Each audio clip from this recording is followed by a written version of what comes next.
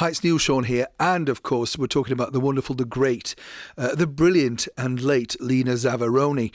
I've been asked again to recall some memories, and as I told you last time, and also in my book, Live from the London Palladium, I was lucky enough to know Lena, really through sort of associates and friends, in particular when she was in a summer season at Bridlington at the Spa, and of course when she went to Hornsey, which is, for those that don't know, was a seaside resort in the East Coast. So there was like Whitby, Scarborough, Bridlington, and then people went to Hornsey.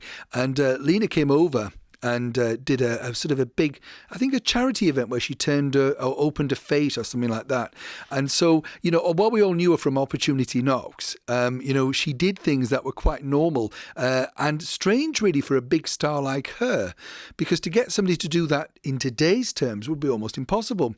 But one particular memory that does spring to mind is I think probably one of the last times I saw Lena was at a Top of the Pops recording when I was very young at BBC Centre, and she was sort of performing with a bunch of strange people, as Top of the Pops was then. But I also knew Errol from Hot Chocolate, and he was also on the show, so that's the reason how I ended up bumping into her.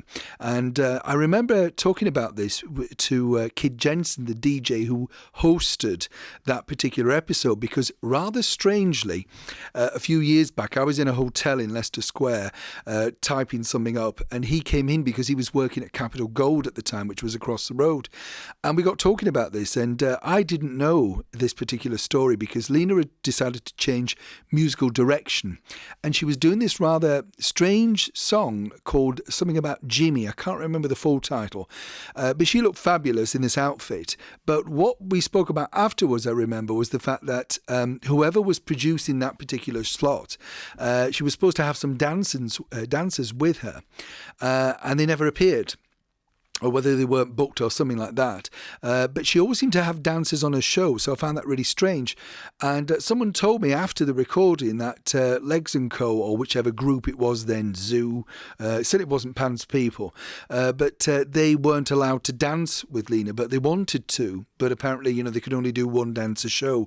There was some contractual sort of problem. So poor Lena had to go on and sing this rather sort of, it was kind of an out-of-touch song, even for 1980, and I kind of felt sorry for her, I remember standing there thinking, wow, the audience are just not getting this at all. And she knew it, but the consummate pro that she was, of course, she just battled on.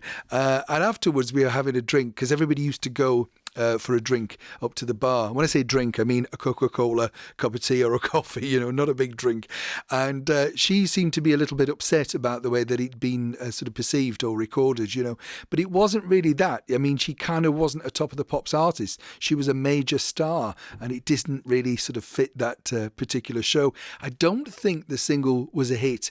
And what I remember her saying was that she didn't think it was the sort of song that should have been her single. She wanted to do she loved, what I remember anyway, she loved all the things like Grease, John Travolta, Olivia Newton-John, and she kind of wanted to go down the same route as Olivia Newton-John had done after Grease. So she wanted the ballads, but slightly with a rock edge. And these particular songs that she were recording at the time certainly were not for her. But of course, we all remember her with such affection.